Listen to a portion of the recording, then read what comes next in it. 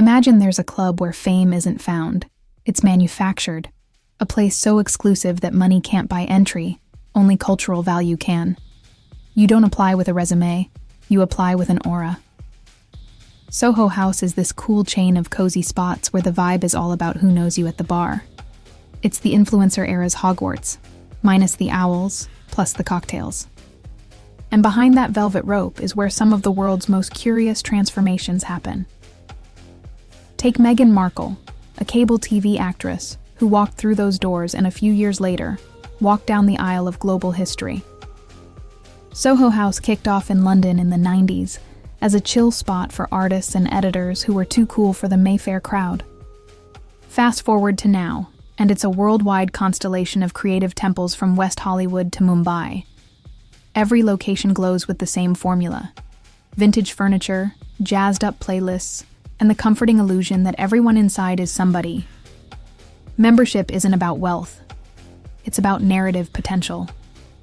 The houses are curated ecosystems of filmmakers, stylists, musicians, startup founders, and that one person everyone swears is about to blow up.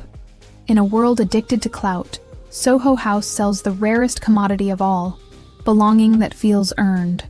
When Suits filmed in Toronto, Meghan was a regular at Soho House's rooftop. Her close friend Marcus Anderson, a senior exec at the club, became her social North Star. He wasn't just a friend, he was a human algorithm connecting actors to producers, designers to journalists, Meghan to, well, Prince Harry. He reportedly arranged their first blind date. That's not a cute love story, that's just the house in action. Because Soho House doesn't just introduce people, it curates collisions. Moments that look accidental, but are engineered by proximity. Every martini, every candle, every softly lit hallway is designed to whisper, "This is where the next big thing happens." Think of Soho House as a human laboratory. The lighting is always flattering, the playlists perfectly timed, the privacy absolute.